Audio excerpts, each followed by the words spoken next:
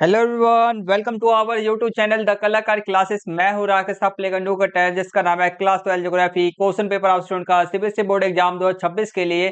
CBSE board exam 2026 के लिए आपके लिए एक very very most important question paper लेकर के आऊं। और सेट 1 का मैं पार्ट 2 कराने वाला हूं। सेट 1 के अंदर मैं आपके सारे इंपॉर्टेंट एमसी क्वेश्चन मैंने पूरा कंप्लीट करा दिया था आपको मैंने। और सेट 2 के अंदर आपसे स्टूडेंट का मैं सारे के सारे आपके जो क्वेश्चन आपके बच गए थे उन सभी क्वेश्चन को मैं इस वाले क्वेश्चन पेपर के सारे क्वेश्चन को मैं कंप्लीट कराने वाला हूं।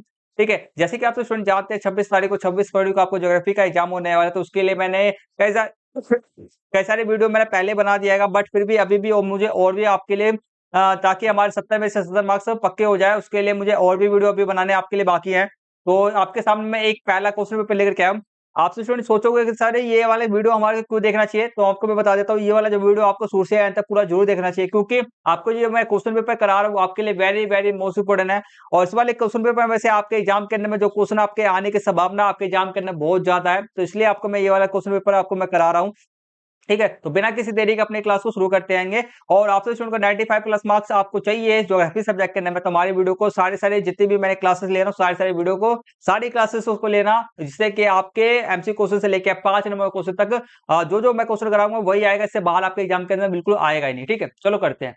क्लासेस शुरू करने से पहले आपको मैं कुछ बता देना चाहता हूँ, जैसे कि आपको मैं बता दूं एमसी क्वेश्चंस के लिए मेरे तीन 300। ठीक है, एमसी क्वेश्चन के आपके 18 मार्क्स का आपका 17 हाँ 17 आपके एमसी क्वेश्चन होते हैं, तो उसके लिए 17 एमसी क्वेश्चंस के लिए मैंने 300 एमसी क्वेश्चन आपका मैंने कराया है, वह आपके 2023 2024 2025 के आपके एग्जाम के आएंगे, सीबीएसई बोर्ड एग्जाम के वो भी। ठीक है, तो मैंने आपसे स्टूडेंट के लिए मैंने टोटल कितने वीडियो बनाए, 6 वीडियो बनाएंगे। हर एक वीडियो के अंदर में मैंने आपको 50 50 पर 50 एमसी क्वेश्चन कराए हैं, जिससे कि आपका 300 एमसी क्वेश्चन मैंने सारे कंप्लीट करा दिए। तो आपको एमसी क्वेश्चन पूरे के पूरे हर एक एमसी क्वेश्चन के अंदर में 17 में से 17 मार्क्स चाहिए, तो हमारे वीडियो को देख लेना। इसके आगे और बताता हूं मैं, इसके आगे के लिए आपके ज्योग्राफी के सब्जेक्ट के लिए मैंने जैसे कि आपके लिए और भी 4 सेट पेपर पहले मैंने क्वेश्चन पेपर में 4 क्वेश्चन पेपर पहले बना दिए। जैसे कि आपका प्री बोर्ड का जो क्वेश्चन पेपर आपका होता है उसके अंदर पूरा सिलेबस होता है, तो 4 क्वेश्चन पेपर मैंने पहले बना रखा है और उसके आगे भी और बनाऊंगा। ऐसी बात नहीं है अभी नहीं बनाऊंगा, बनाऊंगा इसके आगे भी बनाऊंगा। ठीक है, तो ये 4 क्वेश्चन पेपर का थंबनेल्स है, ये सेट 2 हो गया।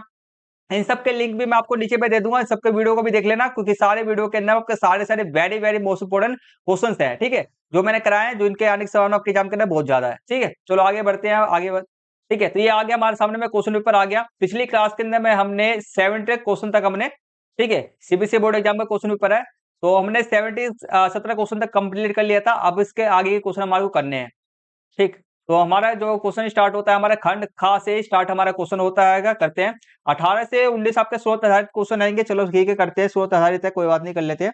तो ठीक है, आगे करते हैं। तो हमारा ये 18वां क्वेश्चन है, निम्नलिखित अनुच्छेद को ध्यानपूर्वक पढ़ करके नीचे दिए गए उत्तर देना है। ठीक है, अब बात सुनो, यहाँ पे जो हमारा अनुच्छेद होता है इसको पढ़ करके क्वेश्चन जो होता है उसको आंसर देने होते हैं। ठीक है, तो इसको पढ़ करके आंसर देने होते हैं ना, इसमें से क्वेश्चन हमारे अधिकतर जो आंसर इसमें से मिल जाते हैं। अब कुछ जो इसके आंसर जो होते हैं ना, कुछ के आंसर आपको इक्का दुक्का ही ना के बराबर नहीं मिलेंगे। ठीक है, तो इसको पढ़ करके हमारे को आंसर देना होता है, तो ये क्वेश्चन आसान हो गया आपका। ठीक है, तो मैंने पढ़ रखा है पैसेज, आपको मैं डायरेक्ट इसका आंसर जो क्या क्या है आपको मैं बता देता हूँ। ठीक है, पहला जो हमारा क्वेश्चन पूछा जा रहा है, स्क्रीन को और बड़ा कर ही देता हूँ। ठीक है, व्यापार उदारीकरण का अर्थ क्या है, व्यापार उदारीकरण का अर्थ क्या है तो बताना है। इसके अंदर भी आपको पैसेज के अंदर भी मिल जाएगा, बट फिर भी मेरे पास इस क्वेश्चन पेपर का आंसर की है, तो मैं आपको ये बोलना चाहूंगा क्वेश्चन पेपर का आपको देखो, मेरे पास कम से कम 5 से आप बोलोगे कि मेरे पास मैं बोलूं आपको 2025 सीबीएसई बोर्ड एग्जाम के अंदर मेरे पास सारे के सारे सेट पेपर्स है सीबीएसई बोर्ड एग्जाम के। ठीक है, तो आपको क्वेश्चन पेपर का पीडीएफ चाहिए, आंसर के क्या पीडीएफ चाहिए, तो हमारे टेलीग्राम चैनल को ज्वाइन कर लेना, आपको मिल जाएगा। और बाकी सोल्यूशन वीडियो के सोल्यूशन तो आपको मैं करा ही रहा हूँ। ठीक, तो पहले का उदारीकरण किसे कहते हैं आपको मैं दिखा देता हूं उदारीकरण। तो ये रहा हमारा, इसका आंसर रहेगा, देखो, व्यापार के लिए अर्थव्यवस्था को खोलने के कार्य को हम क्या कहते हैं, मुक्त व्यापार या हम उदारीकरण के रूप में जाना जाता है, मतलब इसको कहते हैं सीधे। ठीक है, हो गया, आगे करते हैं। नेक्स्ट क्वेश्चन हमारा आएगा सेकंड, भूमंडलीकरण और मुक्त व्यापार ने विकासशील देश की अर्थव्यवस्था को किस प्रकार प्रभावित किया है। ठीक है, मुक्त भूमंडलीकरण ये हटा दो उसको, ये सीधा बोला जाए, मुक्त व्यापार ने विकासशील देशों की अर्थव्यवस्था को किस प्रकार प्रभावित किया है भाई। देखो, मुक्त व्यापार तो कर लेते हैं, विकासशील अपने भाई विकासशील देश अपने द्वार को, ठीक है, अपने देश को तो खोल देते हैं व्यापार दूसरे देशों को अपने देश के अंदर में व्यापार करने के लिए, बट इनसे भी उनको ना कई सारी हानियां होती हैं। ठीक है, तो कौन सी हानियां होती है वह हमारे को बताना है। जैसे कि हमारा हो गया, ये देखो, भूमंडलीकरण या मुक्त व्यापार ने विकासशील देशों की अर्थव्यवस्था पर प्रतिकूल, ठीक है, प्रतिकूल परिस्थिति थोप कर तथा उन्हें विकास के समान अवसर ना देकर बुरी तरह से प्रभावित किया है। तो किस तरह से प्रभावित किया हमारा? प्रतिकूल परिस्थिति, मतलब कि कुछ ऐसी परिस्थिति उनके सामने में थोप देना, जैसे कि बोलना भाई देखो, अब विकासशील देश है, उसके देश के अंदर में उद्योगिक व्यवस्था तो खराब है बिल्कुल ही, ये उद्योग धंधे है नहीं। अब दूसरा देश वाला जो आएगा, दूसरा देश वाला जो अपना इस देश के अंदर अपने देश में बुलाएगा उद्योग उद्योग धंधे को स्थापित करने के लिए भाई, तो फिर क्या करेगा भाई? अपने नियम का दूसरा देश जो आएगा मेरा, अपने नियम कायदे कानून भी तो थोपेगा ना उस देश पे, थोपेगा कि नहीं थोपेगा बताओ?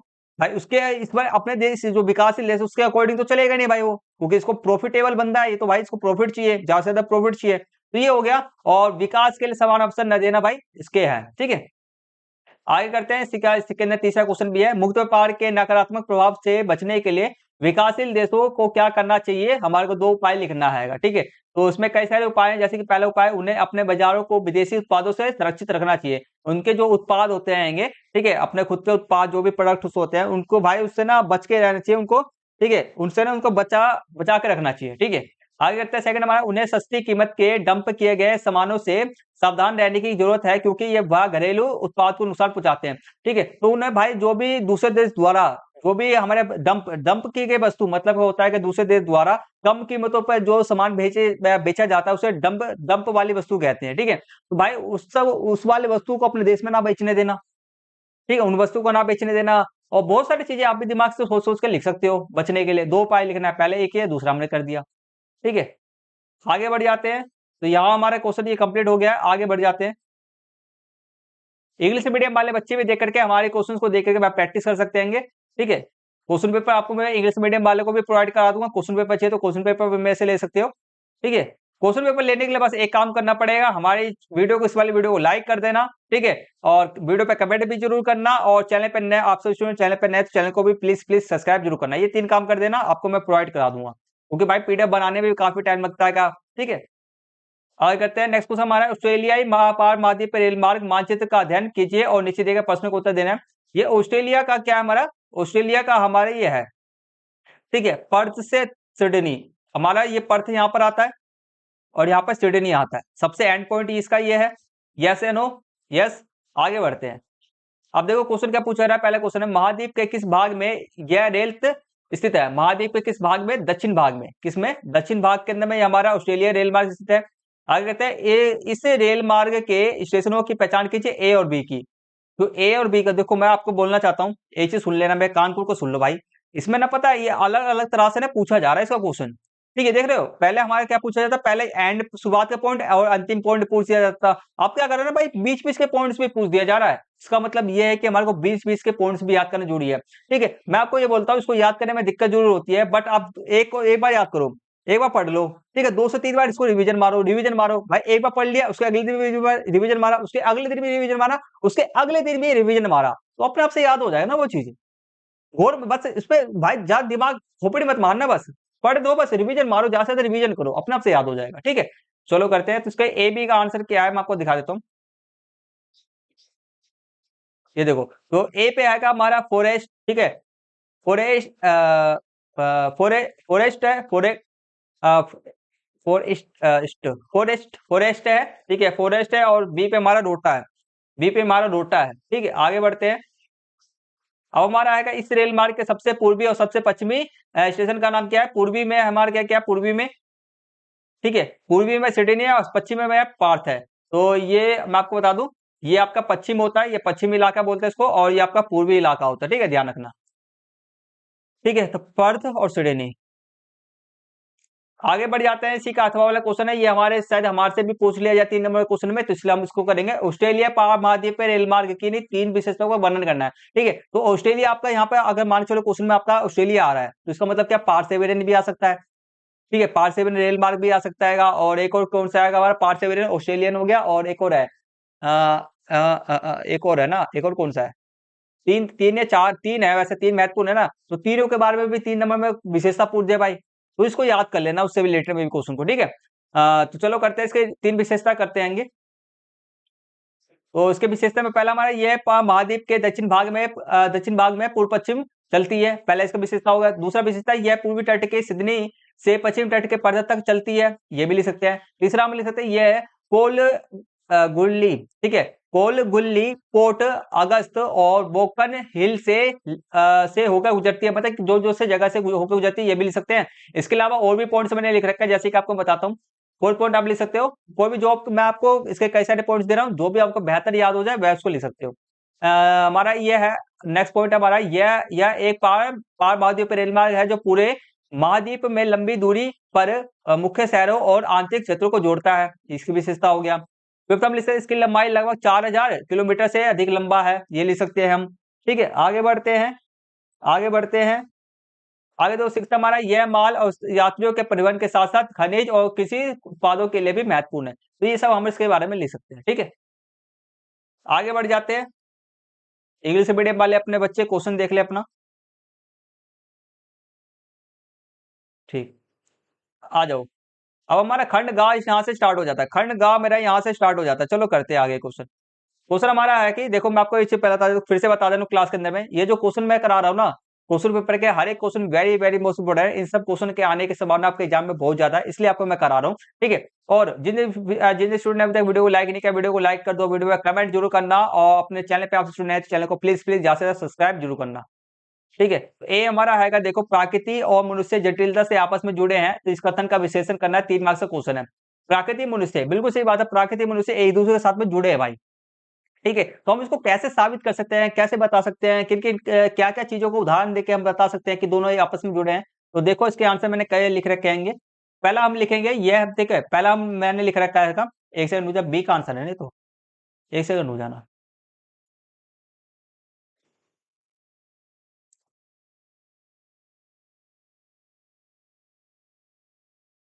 बी का आंसर हो गया ना, एक सेकंड रुक जाओ, ये रहा आंसर। चलो, ये रहा 3 नंबर का क्वेश्चन है ये हमारे सारे से। पहला हमने लिखेंगे, प्राकृतिक मनुष्य अविभाज्य तत्व है और इन्हें समग्र रूप से देखा जाना चाहिए। ठीक है, ये हमारा अविभाज्य तत्व है, इसको समग्र रूप से देखा मतलब कि दोनों को एक साथ रूप में, एक साथ के रूप में देखा जाना चाहिए। ठीक, एक साथ देखा जाना चाहिए, इसका मतलब ये है। सेकंड हम लिख सकते हैं कि भौतिक हो गया और मानवीय दोनों परिघटनाओं का वर्णन मानव शरीर रचना और विज्ञान से प्रतीकों का उपयोग करते हुए रूपकों के रूप में किया जाता है। कहने मतलब भौतिक हो गया परिवहन, भौतिक हो गया परिवहन, मानवीय दोनों परिघटनाओं को, भौतिक हो गया मानवीय दोनों परिघटनाओं का वर्णन मानव शरीर से रचना विज्ञान। ठीक है, मतलब कि दोनों का भाई, तो इस दोनों का वर्णन है ना, मानव शरीर रचना के विज्ञान से जो प्रतीक होता है उससे किया जाता है। ठीक है, तो प्रत्येक के रूप में किया जाता है, इसलिए हमारे दोनों अलग नहीं है, एक ही है। सेकंड हम लिख सकते हैं पृथ्वी के रूप, पृथ्वी के रूप में। ठीक है, पृथ्वी के रूप में, पृथ्वी के रूप। ठीक है, पृथ्वी के रूप क्या चीज है, पृथ्वी के रूप पढ़ते हैं पूरा। चलो, तूफान की आंख हो गया, नदी के मुख हो गया, हिमनद के प्रोथ नासिका हो गया, और जलमरु मध्य की ग्रीवा और मृदा की परिच्छेदिका का वर्णन करते हैं। ठीक है, तो ये जो हमारे हैं, ये सब हमारा एग्जाम्पल हो गया। जैसे कि ये हमारा पृथ्वी क्या हो गया, पृथ्वी एक तरह से रूप जैसा है, चेहरे जैसा हो गया। और तूफान को हम आग के जैसे कंपेयर कर रहे हैं, और नदी को हम मुंह चेहरे से कंपेयर कर रहे हैं, और हिमनद के लिए हम नासिका नाक से हम इसको कर रहे हैं। ठीक है, ग्रीवा हो गया, परिच्छेदिका हो गया, इन सब से हम क्या कर रहे हैं, क्या कर रहे हैं हम, भौतिक को मानवीय, भौतिक व्यवस्था हो गया, भौतिक और मानवीय को दोनों को हम अपने मानव शरीर से जोड़ रहे हैं, तो इसलिए हमारे इसके जैसा दिखते हैं, तो इसलिए हमारे दोनों अलग नहीं है। एंड फोर्थ हम लिख सकते हैं, इस प्रकार प्रदेशों, गांव, नगरों का वर्णन जीवों के रूप में किया जाता है। ठीक है, इसी प्रकार प्रदेश हो गया, नगर का जीवों के रूप में किया जाता है, और सड़कों, रेलवे, जलमार्गों के नेटवर्कों को हमारे परिसंचरण की धर्मनी के रूप में वर्णित किया गया है। तो हमें इन सब शब्दों के हिसाब से हम क्या बोल सकते हैं, दोनों दोनों हमारे क्या है, अलग नहीं, एक दूसरे से जुड़े हुए हैं। ठीक है, और एक सेकंड हो जाना, और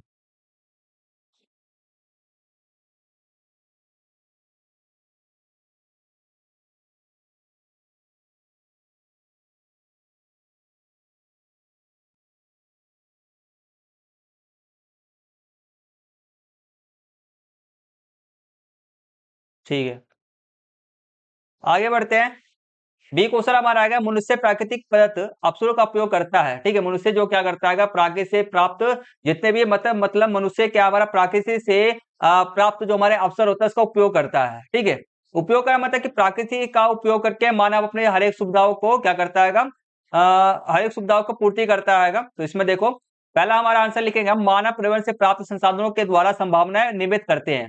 ठीक है, मानव क्या करते हैं कि हमारा परिवहन का उपयोग करके भाई संसाधनों का उपयोग करके संभावनाएं निर्मित करते हैं। संभावना का मतलब कि अपने लिए वस्तुओं का निर्माण करते हैं। ठीक है, तो ये सब चीजें हैं। आगे करते हैं कि हमारा सेकंड हम लिखे मानवीय क्रियाओं की छाप सर्वत्र है। मानवीय क्रियाओं की जो भी मानव क्रिया करता है, ठीक है, आप जैसे कि सर्वत्र है मतलब कि जब मानव क्या आएगा, प्रकृति का उपयोग करके, प्रकृति के अंदर में क्या है हमारा लोहा मिलता है। ठीक है, लोहा मिलता है, लोहे का उपयोग करके उसने पुल बना दिया है।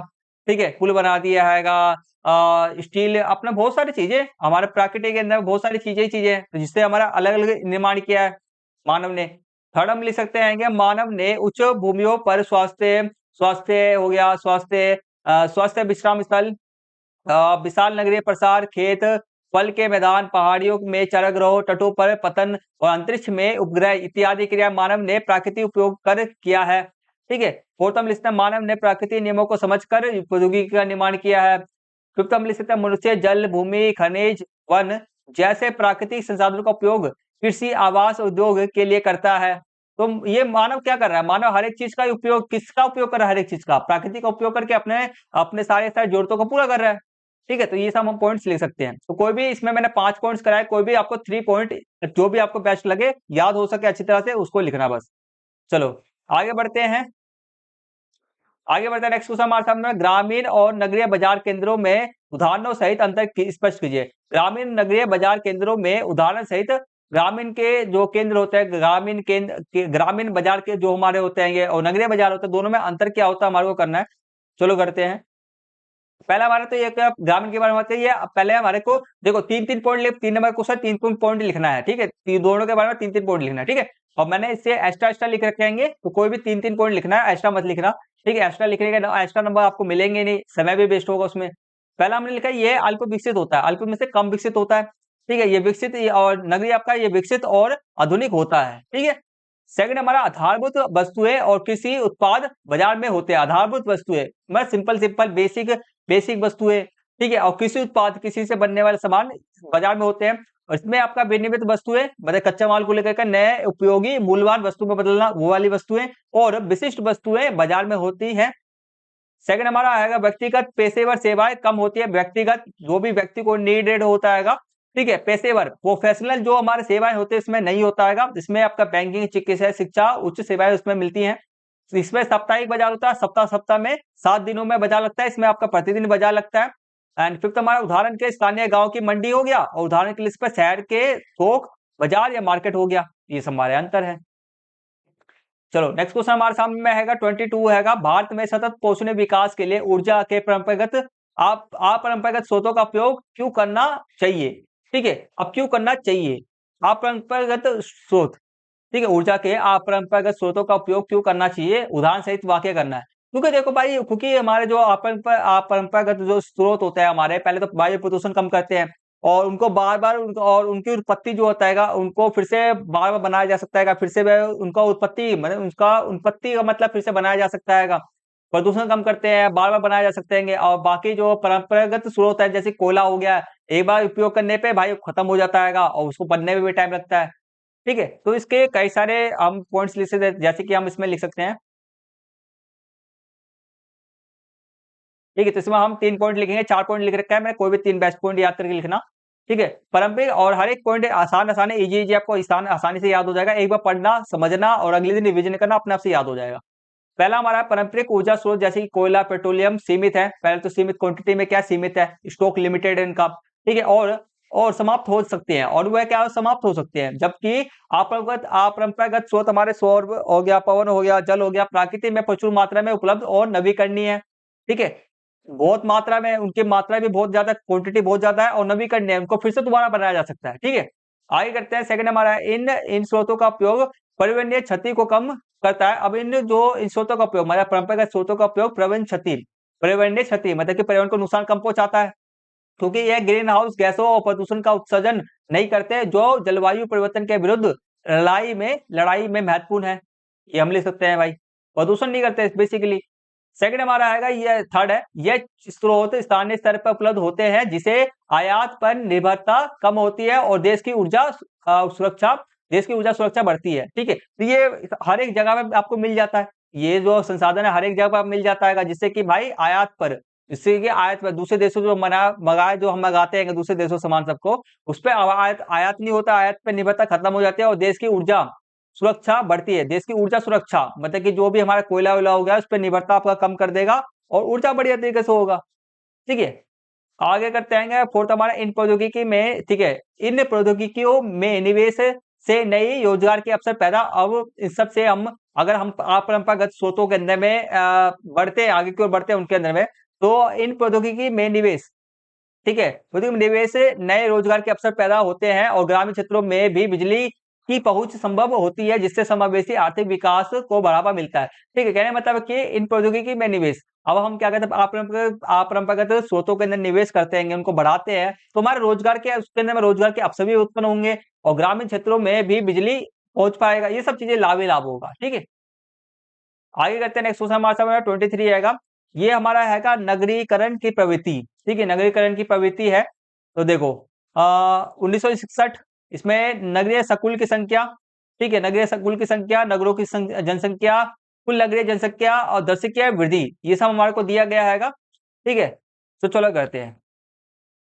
ठीक है, नगरों की संकुलों की संख्या में नगरों की संख्या है, इसमें नगरों की नगरीय संकुलों की संख्या में नगरों की संख्या है यहाँ पे टोटल। ठीक है, हाँ करते हैं इसका, देखो पहला क्वेश्चन पूछा जा रहा है हमसे।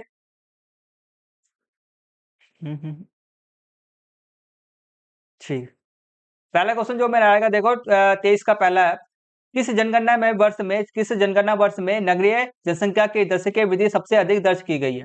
किस जनगणना, ठीक है, ये हमारा क्या है, जनगणना है। ठीक है, नगरीकरण की प्रवृत्ति 1961 से 1911 तक, तो हमारे ये सब हर एक 10 साल में क्या होता है, हमारी जनगणना होता है, तो वही जनगणना के बारे में दिया गया है। ठीक है, तो उसमें नगरीय जनसंख्या की दशकीय वृद्धि सबसे अधिक दर्ज की गई है। इसके अंदर में नगरीय जनसंख्या की दशकीय वृद्धि सबसे अधिक दर्ज की गई है, बताओ किसके अंदर में सबसे ज्यादा नगरीय जनसंख्या की? तो आप देखोगे 1981 के अंदर में नगरीय जनसंख्या सबसे ज्यादा अधिक दर्ज की गई है, नगरीय जनसंख्या सबसे अधिक दर्ज की है 1981 के अंदर में। कितना किया गया हमारा 1981 के अंदर में, बस इतना लिखेंगे हम। ठीक है,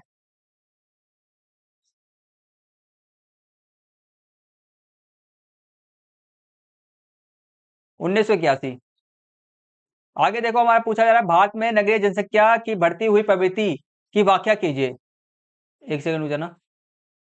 कहते हैं भारत में नगरीय जनसंख्या की बढ़ती हुई प्रवृत्ति की व्याख्या कीजिए। भारत में जो नगरीय जनसंख्या बढ़ती जा रही हैगी, भाई उसके उसके बारे में हमारे को बताना है। ठीक है, तो वह क्यों बढ़ रहा है, किस लिए बढ़ रहा है, ये सब चीजें। चलो, मतलब कि जैसे कि हमारे को डेटा के हिसाब से ना, जो हमारे को डेटा दे रखा है, ये हमारे को डेटा दे रखा है, उसके अनुसार ही हमारे को बताना है, उसको अलग से नहीं लिखना। ठीक है, देखो भारत में 1961 से 1911 तक शहरी जनसंख्या में नियमित वृद्धि की प्रवृत्ति देखी गई है, मतलब कि जो नियमित लगातार वृद्धि की प्रवृत्ति, मतलब कि लगातार बढ़ते हुए देखा जा रहा है। ठीक है, और 1961 में यह 17 इतना था और 2011 में इतना दर्ज की गई। ठीक है, तो बस